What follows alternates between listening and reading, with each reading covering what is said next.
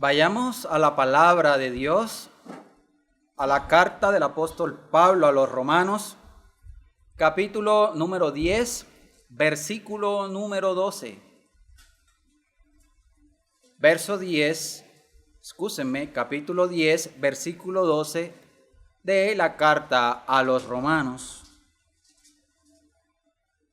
Porque dice el apóstol Pablo, inspirado por el Espíritu Santo, porque no hay diferencia entre judío y griego, pues el mismo que es Señor de todos, es rico para con todos los que le invocan.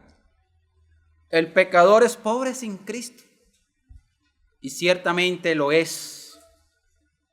Creo que un título muy claro y muy diciente el que le he colocado a este sermón evangelístico, que se desprende pues de la idea que está incrustada precisamente en este pasaje que hemos leído en la carta del apóstol Pablo a los Romanos. Así que todo pecador es pobre en todo sentido, pero especialmente en el espiritual. Pablo, el apóstol de los gentiles, viene presentando una serie de razones dentro del argumento sobre el creer para ser salvos en Cristo luego de haber escuchado el Evangelio. Él plantea una serie de razones y las da precisamente en el pasaje que hemos leído. Pero hay una razón en particular que ha llamado mi atención al momento de leer este pasaje. Precisamente es la que hemos leído en el versículo 12 de este capítulo.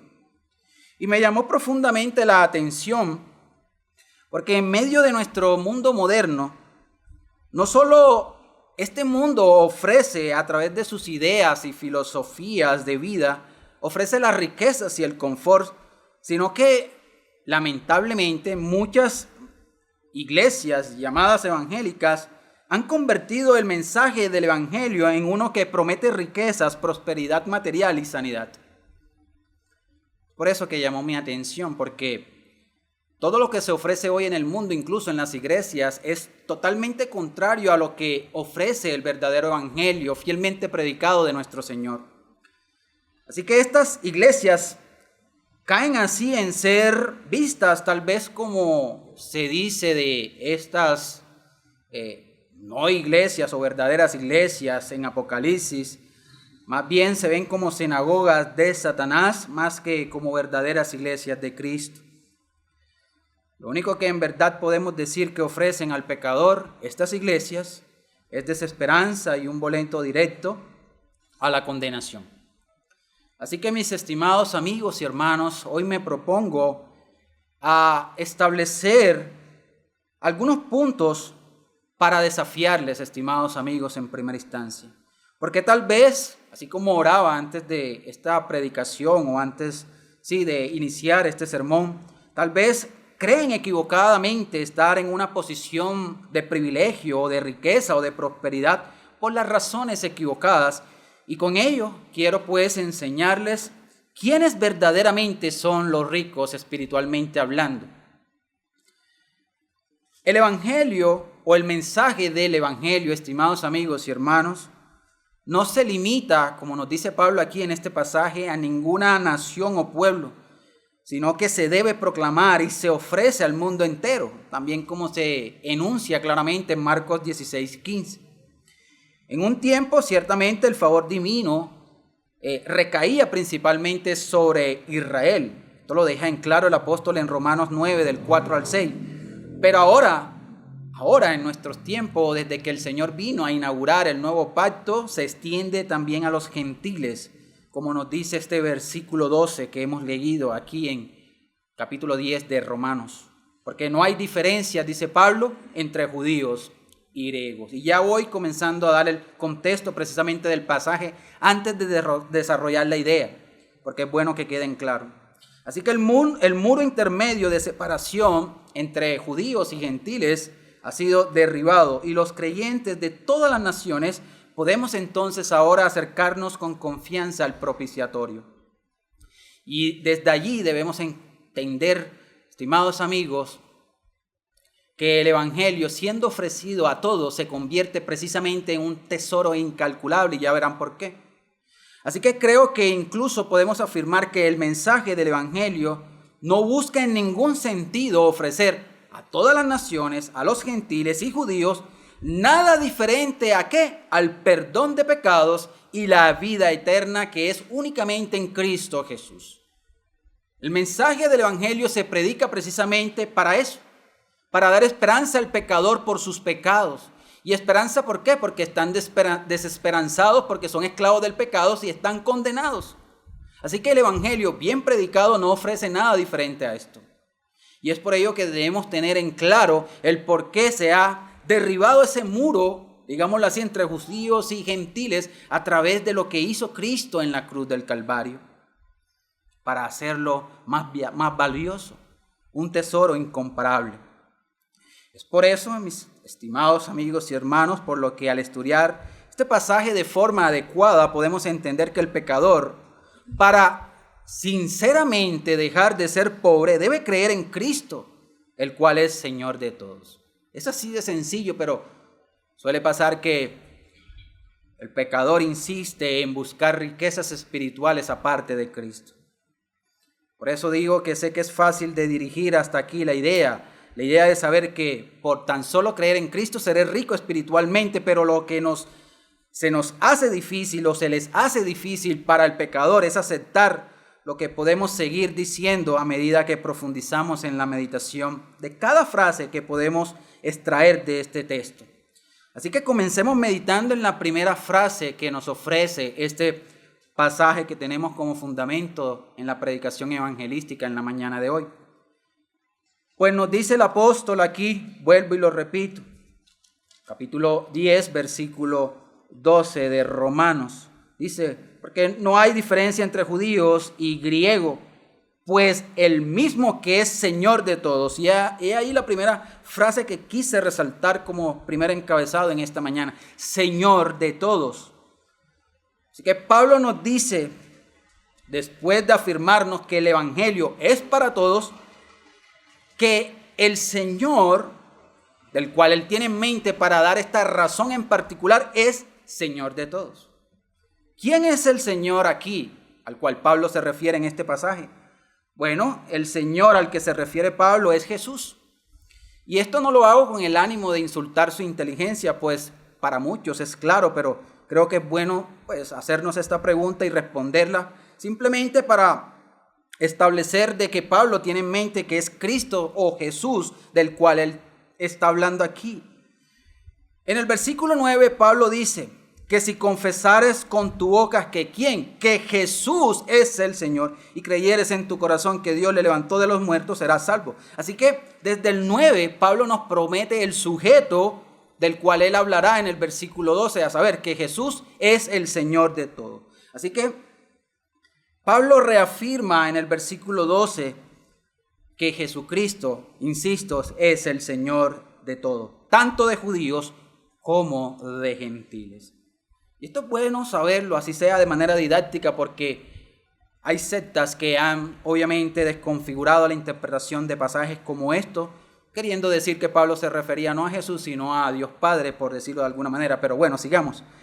Así que al profundizar un poco más en lo que Pablo tiene en mente, mis queridos amigos y hermanos, debemos reconocer que esta frase, que Cristo, ya sabiendo que es Cristo del cual se habla aquí, que Cristo es el Señor de todo, esta frase lleva implícito el propósito de revelar que la divinidad precisamente de Jesucristo o de Jesús. Así que debemos reconocer que esta frase lleva implícito el propósito, repito, de conocer la divinidad o de resaltar la divinidad del Señor. Así que sin reconocer esto, el pecador, el amigo que se encuentra empobrecido, no puede ser salvado o ser salvado precisamente porque está desechando las riquezas del conocimiento del Señor Jesucristo que se encuentra incrustada en esta frase. Así que es imperante que tengamos en cuenta que Pablo, al llamarle aquí Señor, es decir, la palabra que utiliza en griego es kurios, está destacando el título que denota para Cristo gran autoridad y soberanía absoluta sobre todos. Esa es la palabra que utiliza Pablo para llamarle aquí Señor. En el griego es kurios, que era una palabra que se le indicaba más bien en el uso dado a los emperadores de la época, precisamente para denotar que ellos, los emperadores, eran los señores del imperio, sobre todo, tenían autoridad y eran regentes y soberanos sobre eso. Bueno, Pablo utiliza esa misma palabra para designarle a Cristo la plena autoridad sobre un imperio terrenal, no, sobre todo el universo. Así que la idea de Pablo es resaltar que Cristo es Señor de todos, subrayando su autoridad, no territorial, sino universal, afirmando que su autoridad ni siquiera viene o depende de ningún mortal, como sí dependía la autoridad de estos emperadores. Así que al decirnos Pablo que es Señor de todos, deja en claro que todos los seres humanos deberían adorarle, servirle y obedecerle. Si bien hoy no vemos esto por el pecado que hay en ellos, no obstante, dice la Escritura que cuando Él venga, cuando sean consumados los tiempos, toda rodilla se doblará. Así que solo Él, solo Cristo, siendo quien es, tiene el poder y la autoridad para sacarnos del pozo de la miseria en el que nos encontramos todos los seres humanos al venir a este mundo. Todos los seres humanos son pobres, espiritualmente hablando, y yo creo que en un sentido general también, muy a pesar de que crean tener riquezas. Pero además, estimados hermanos y amigos, en este encabezado debemos enfatizar en por lo menos 3 aspectos más. Y es que el mismo Señor del cual habla Pablo aquí es el mismo Salvador divino, como se describe en el versículo 4 de este mismo capítulo 10. Y lo es, estimados hermanos y amigos, el mismo Señor divino lo es, porque Él es el fin de la ley y el procurador de justicia para el hombre rebelde. Es lo que dice Pablo ahí en el versículo 4 de este mismo capítulo. Y esto es así, simple y llanamente porque Cristo vivió en conformidad a esa ley de la cual se menciona aquí y soportó su castigo en la cruz. Así que no solamente fue obediente a toda esta ley, siendo obediente hasta muerte de cruz, sino que soportó precisamente el castigo de la cruz. Y que se deja para nosotros con el entendimiento de esto, que estimados amigos, el ser humano no puede ni quiere vivir conforme a los mandamientos de Dios, conforme a la ley de Dios, conforme a esos 10 mandamientos que solemos conocer y que tenemos en nuestras conciencias incrustados. Así que esto, estimados amigos, les convierte a ustedes en personas miserables y en plena bancarrota espiritual ante Dios, no ante los hombres, ante Dios. ¿Por qué? Porque usted no quiere ni vivir conforme a la ley de Dios, ni amarla mucho menos. Puede que usted posea riquezas, comodidades, buena salud, honores en este mundo, pero con ello usted no podrá en ningún sentido comprar la justicia y la santidad que le faltan. ¿Para qué? Para satisfacer la justicia precisamente de Dios.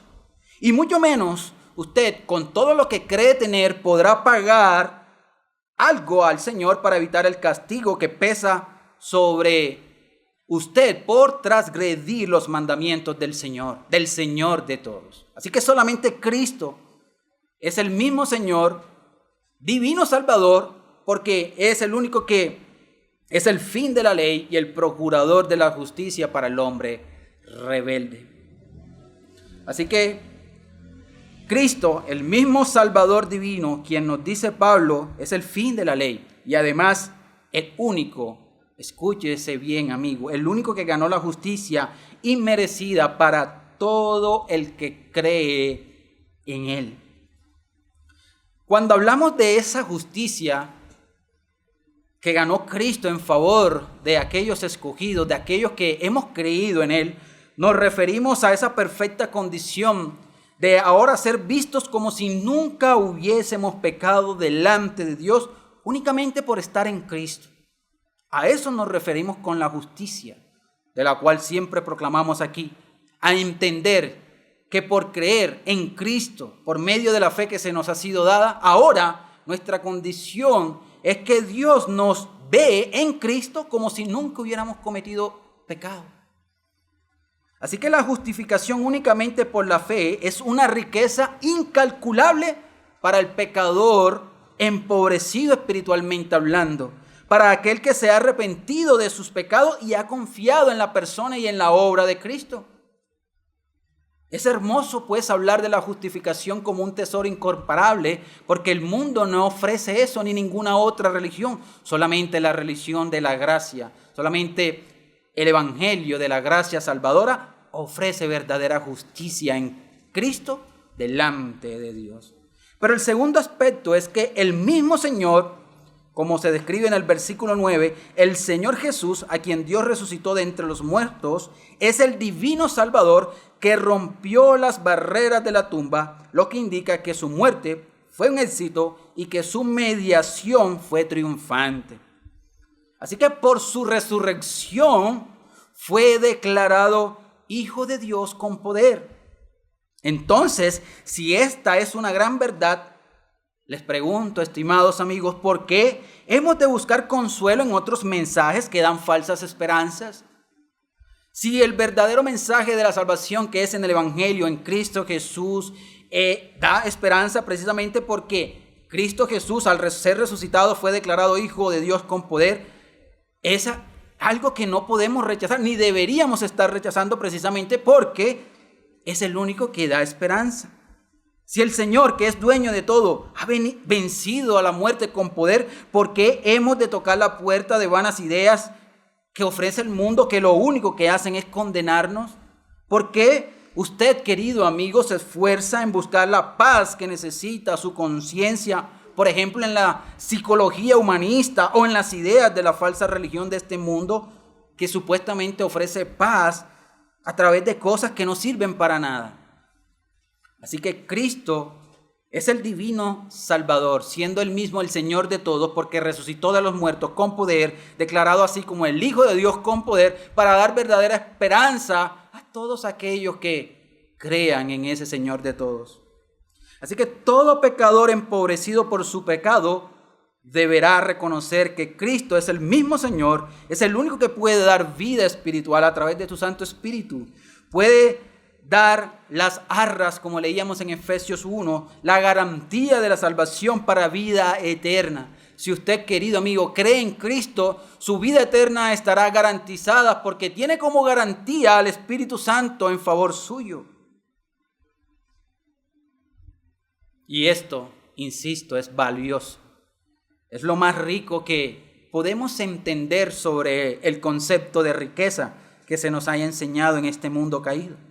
Es valioso más que cualquier tonelada de oro que este mundo vacío prometa, porque ni siquiera con esas toneladas usted, insisto, podrá comprar el favor de Dios, el cual es inmerecido, por cierto. El tercer aspecto es que se dice que Él está sobre todo, lo cual expresa su dominio y gobierno universal. Así que lo que debemos hacer ahora para reforzar esta idea tan clara en este pasaje es buscar otros pasajes ciertamente que profundicen y amplíen este pensamiento que hemos estado tratando acerca de que Jesucristo, del cual habla Pablo aquí, es Señor de todo. Así que el Señor es Señor sobre todo el mundo celestial, como hemos leído en Efesios 1 del 20 al 22. Leo para ustedes. Y así iré leyendo para ustedes los textos que iré mencionando. Dice Pablo en Efesios 1 del 20 al 22, hablando de esa fuerza que operó en Cristo, dice, la cual operó en Cristo resucitándole de los muertos y sentándoles a su diestra en los lugares celestiales. Versículo 21, sobre todo principado y autoridad y poder y señorío y sobre todo nombre que se nombra, no solo en este siglo, sino también en el venidero, y sometió todas las cosas bajo sus pies y lo dio por cabeza sobre todas las cosas a la iglesia. Así que debemos poder resaltar también que el Señor es Señor sobre todo el mundo celestial, como ya se nos menciona aquí en Efesios 1, 20 al 22. Él es Señor sobre todos los ángeles. Hebreos 1 del 4 al 8. Dice Pablo allí, hecho tanto superior, hablando de Jesucristo, a los ángeles, cuanto heredó más excelente nombre que ellos. Y si seguimos leyendo hasta el versículo 8, precisamente nos enteraremos por las Escrituras que Él, Jesucristo, es Señor sobre todos los ángeles. Él, Jesucristo, es Señor sobre toda la tierra y el infierno, la morada de los perdidos, como dice Filipenses 2, del 9 al 11. Por lo cual Dios también le exaltó hasta lo sumo y le dio un nombre que es sobre todo nombre, para que en el nombre de Jesús se doble toda rodilla de los que están en los cielos y en la tierra, y dice, y debajo de la tierra, y toda lengua confiese que Jesucristo es el Señor, para gloria de Dios Padre. Pero también Él, Jesucristo, es Señor sobre la iglesia, como también leíamos ahora en Efesios 22, y sometió todas las cosas bajo sus pies, y lo dio por cabeza sobre todas las cosas a la iglesia, la cual es su cuerpo, la plenitud de aquel que lo llena en todo. Pero también Jesús, estimado amigo, al cual insistes en rechazar, Él es Señor de todo el universo. Colosenses 1, 15 y 17. El gobierno está sobre sus hombros. Y dice Pablo allí, Él es la imagen del Dios invisible, el primogénito de toda creación, porque en Él fueron creadas todas las cosas, las que hay en los cielos y las que hay en la tierra, visibles e invisibles, sean tronos, sean dominios, sean principados, sean potestades. Todo fue creado por medio de Él y para Él. Y Él es antes de todas las cosas, y todas las cosas en Él subsisten. Si todas son todas, Él es el Señor de todo el universo. Así que creo que nos quedamos quizás cortos con estas cuestiones. Sin embargo, el punto queda sumamente claro, a saber que se nos ha revelado que Él, el Jesús que predicamos, el verdaderamente bíblico al cual proclamamos, es el Señor de todos, como dice Pablo en este versículo 12 del capítulo 10 de Romanos. Por lo tanto, estimados amigos y hermanos, si alguien insiste en rechazarlo, no solamente se está condenando, así de sencillo, sino que mientras llega ese día de juicio para todos los seres humanos, mientras llega eso, los pecadores, o usted, querido amigo, estará viviendo en una bancarrota espiritual donde su conciencia le dicta que es un miserable porque ha estado acumulando pecados que le condenan, acumulando así ira para el día de la ira del Señor de todos. La pregunta que le puedo transmitir hasta aquí es, ¿quieres estar con el Señor de todo, estimado amigo? ¿Quieres tener la dicha de ser verdaderamente enriquecido espiritualmente hablando por este Señor de todos que es el dueño del universo entero? Quiere el Señor traerte a convicción, primeramente de pecado, y a reconocerle a Él como tu Señor y tu Salvador. Ahora bien, estimados amigos y hermanos, además de saber que Jesucristo es el Señor de todos y reconocer que por esto es Dios mismo, con un carácter que verdaderamente enriquecerá a todo pecador pobre, entonces pasamos al siguiente punto.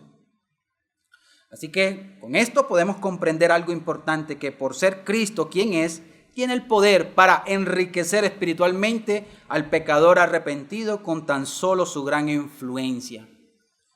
Por eso, el segundo encabezado es que el Señor de todo enriquece. El Señor de todo, del cual ya hemos hablado en el primer punto, enriquece. Pues dice Pablo, porque no hay diferencia entre judíos y griegos, pues Él mismo, que es Señor de todo, es rico, enriquece. Así que ciertamente, este gran Señor, como hemos leído, es rico. Como Señor de todo, es plenamente capaz de enriquecer a los demás. Y como mediador del nuevo pacto, posee pues un tesoro inagotable de bienes espirituales con los cuales puede ser rico para con todos los que le invocan. Así que también podemos argumentar que es así, como también dice Pablo en otro lado de las Escrituras, en Colosenses 1, 19, porque agradó al Padre que en Jesús, que en Él habitase toda plenitud. Miren lo hermoso, que habitase solamente en Cristo y no en ninguna otra persona, no en ninguna inmaculada, no en ningún otro santo, no en ningún otro profeta, no en ningún otro ser humano habitaría ¿qué? toda la plenitud de la divinidad, sino solamente en Cristo, que es el Señor de todo y que puede, como dice Pablo, enriquecer al pecador. Y esto hace del Evangelio un mensaje de incalculable valor. Así que al habitar en Cristo toda la plenitud de la divinidad puede, si le place, otorgar no solo vida eterna en abundancia, pues eso significa vida eterna, a todo pecador que la necesita, sino que también puede llenarlo de todas las riquezas espirituales que no posee. Lo importante de todo esto es comprender de qué manera se enriquecerá el que busca al Señor, que le pide perdón y le obedece en todo lo que demande como su rey. Así que a continuación trataré de enumerar algunas cuestiones que espero que intenten persuadir a los estimados amigos que insisten en abrazar su pobreza espiritual en vez de estar en Cristo para caminar con el Señor de todas las cosas. Así que la primera cuestión es que Él, el Señor de todos, enriquece al culpable con el perdón de todos sus pecados, por numerosos y flagrantes que estos pecados sean. Esa es la primera cuestión que creo que debemos comprender para que entiendan, estimados amigos, de qué manera se pueden enriquecer en Cristo Jesús. Y es que, repito, Él enriquece al culpable porque ya son culpables, entiéndase eso, por sus pecados, y los enriquece con el perdón de todos sus pecados, por muy numerosos, como ya dijimos, y flagrantes que estos sean. Dice 1 Juan 1:7, pero si andamos en luz, como Él está en luz, tenemos comunión unos con otros, y dice, y la sangre de Jesucristo, del Señor de todos, su Hijo, nos limpia de algunos pecados, no, de todo pecado, dice Juan, inspirado por el Espíritu Santo, nos limpia de todo pecado.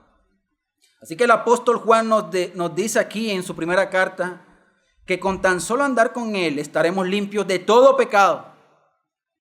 ¿No les parece eso valioso, estimados amigos, que buscan quizás limpiar sus pecados con tradiciones religiosas infructuosas, con obras de justicia que no valen para nada, que no tienen estima delante de Dios porque están manchadas por sus pecados y son vistas como trapos de inmundicia, como dice Isaías? ¿No les parece maravilloso que en el evangelio valioso que predicamos en Cristo se promete una riqueza espiritual como lo es el perdón de todos sus pecados si ustedes insisten en buscar tranquilidad y paz en conciencia en lo que ofrece este mundo caído a través de sus ideales vanos y sin sentidos?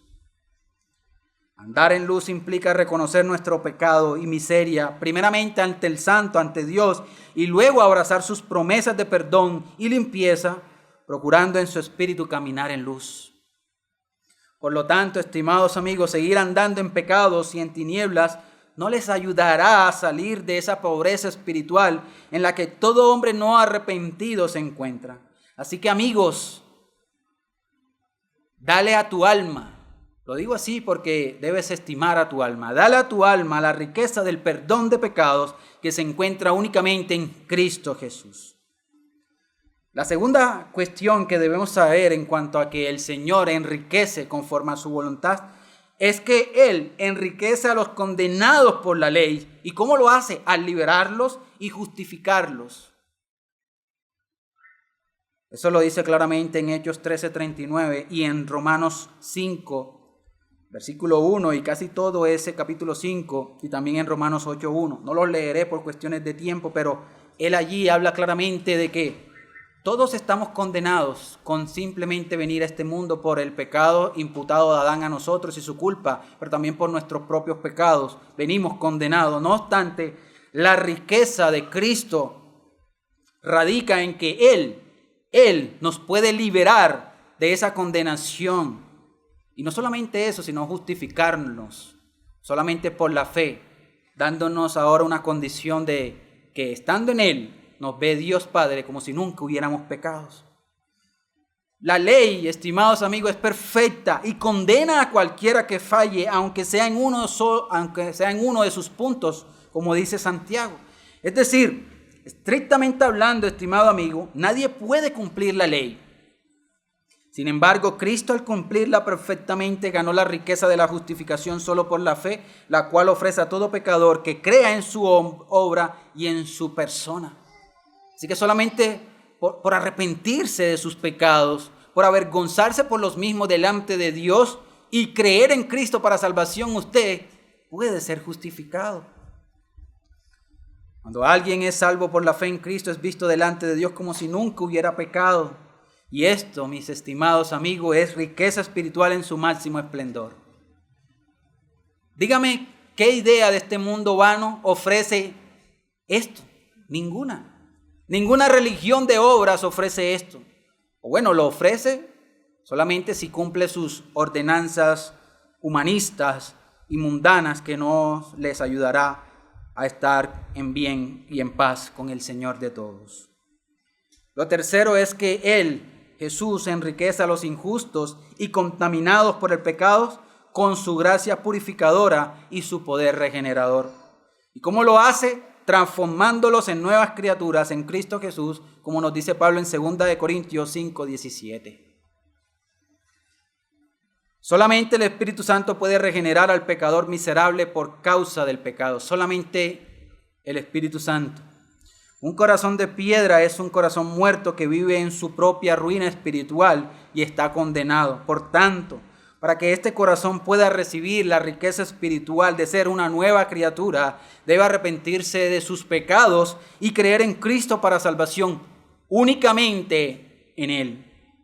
Así que usted, estimado amigo, que se encuentra en bancarrota espiritual porque tiene un corazón endurecido de piedra, debe clamar al Señor de todos por su regeneración, como dice uno de los tantos himnos que cantamos, y debe hacerlo con un corazón contrito y humillado, verdaderamente arrepentido, al cual Él no rechazará. Porque eso es lo maravilloso del Señor de todos, que enriquece a aquel que busca la verdadera riqueza espiritual, que Él no rechaza un corazón contrito y humillado. Así que clame por su regeneración, pero pida perdón por sus pecados. Lo cuarto que podemos decir respecto a esto es que Él enriquece a los marginados y abandonados, y ciertamente así están todo aquel que es esclavo del pecado. Se encuentra marginado y abandonados, y entonces necesitan ser enriquecidos. ¿Cómo? Siendo adoptados en la familia redimida, la familia de la fe. Así que no solamente el Señor de todos nos enriquece dando perdón de pecados, justificándonos, regenerándonos, sino que además nos adopta en la familia de la fe.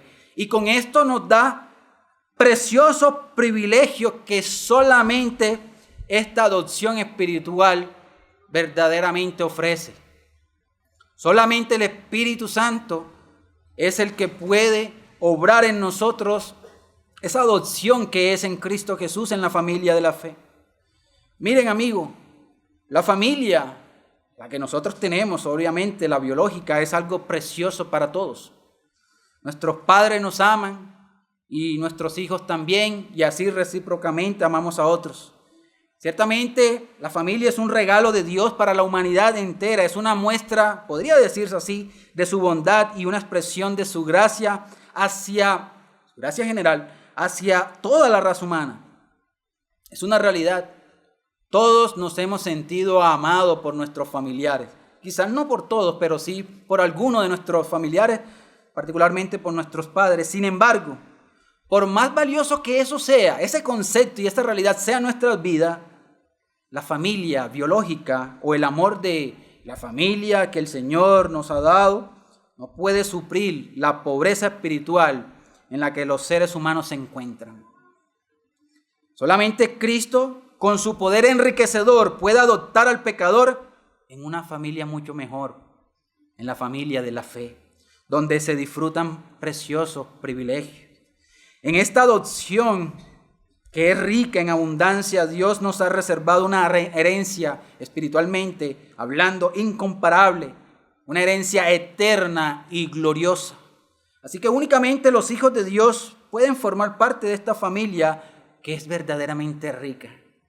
Quizás muchos anhelamos estar o haber nacido hemos querido haber nacido en familias ricas, materialmente hablando, pero lo decimos obviamente porque son pensamientos pecaminosos, ignorando que únicamente los hijos de Dios pertenecemos o hacemos parte de una familia que en verdad es rica eternamente y gloriosamente.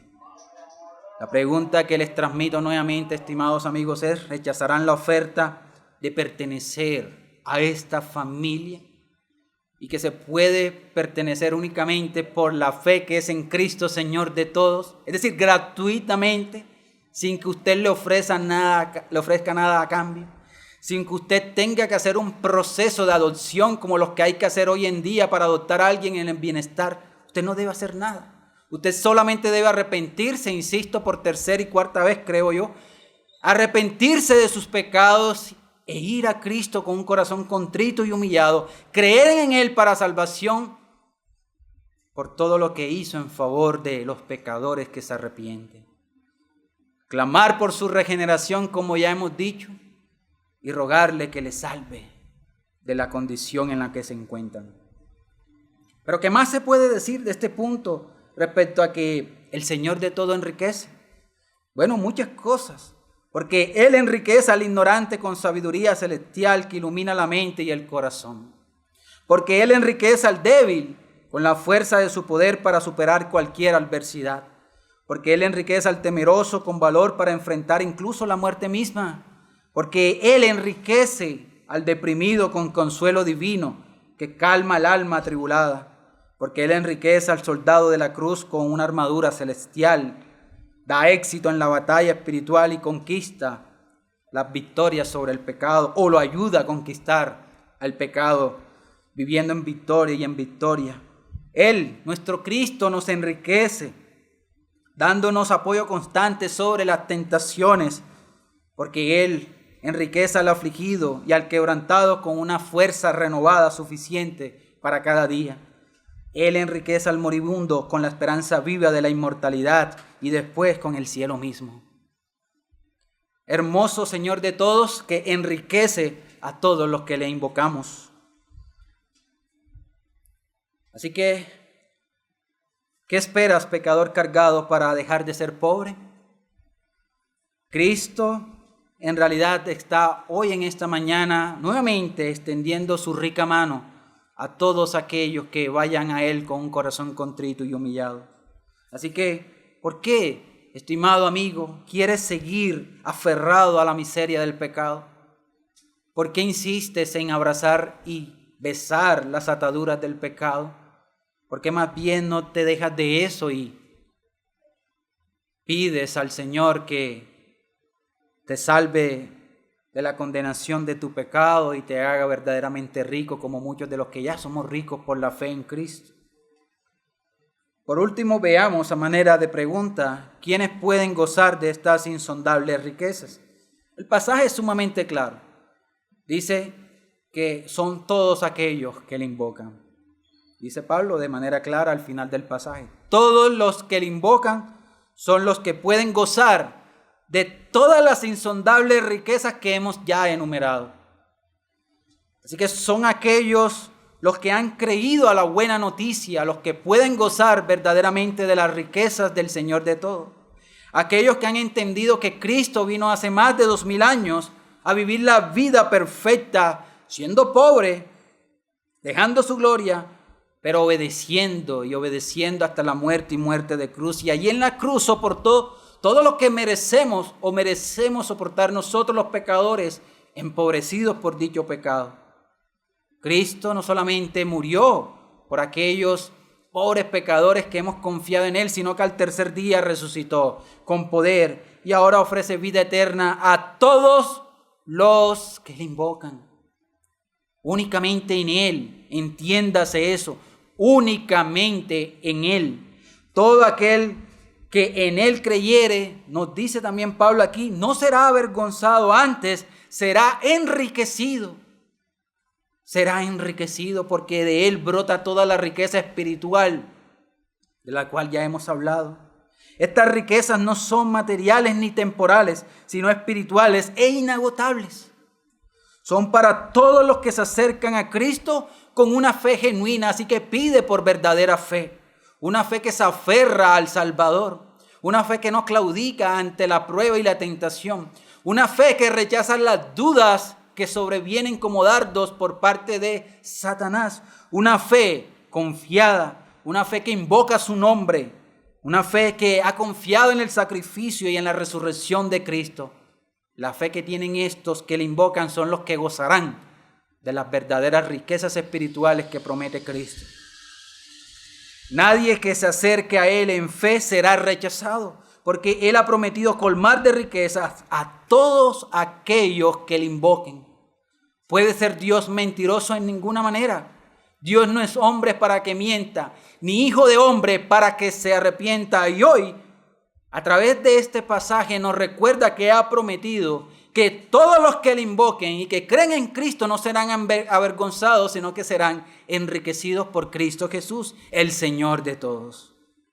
Así que si has entendido que en Él hay perdón, vida, justificación, poder regenerador, adopción y una esperanza gloriosa de eterna comunión con Él, no dudes en invocar su nombre, porque en Cristo están escondidos todos los tesoros de la sabiduría y del conocimiento. Y aquellos que le buscan con todo su corazón serán enriquecidos más allá de lo que puedan imaginar.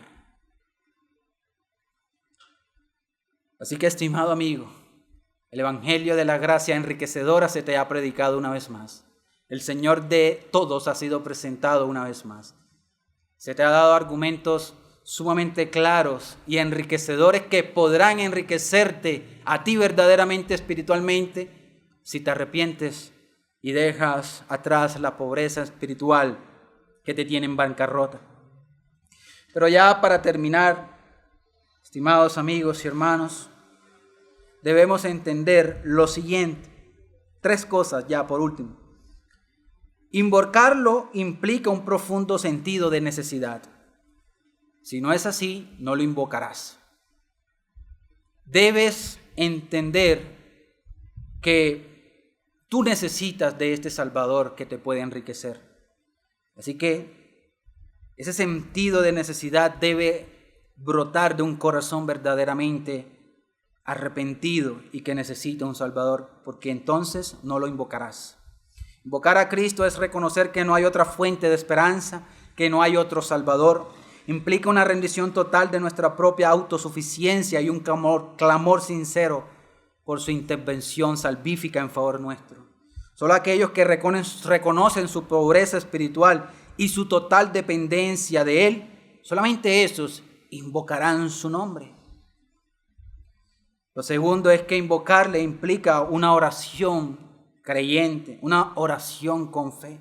Sin fe, dice las Escrituras, es imposible agradar a Dios. Así que la invocación de Cristo es un acto de fe.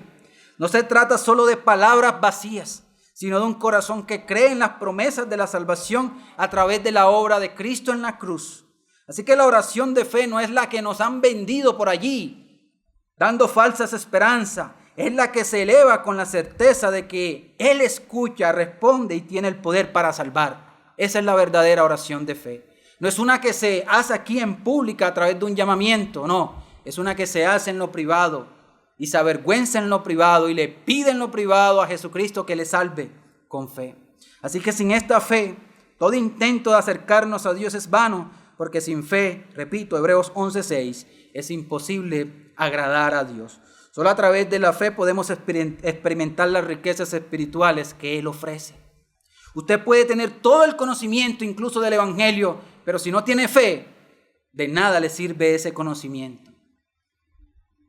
Porque no está abrazando con fe lo que promete dicho conocimiento teológico acerca del Evangelio. Usted debe creer verdaderamente. Lo tercero es que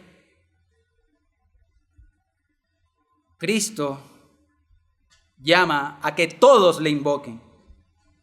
Él enriquece espiritualmente sin distinción.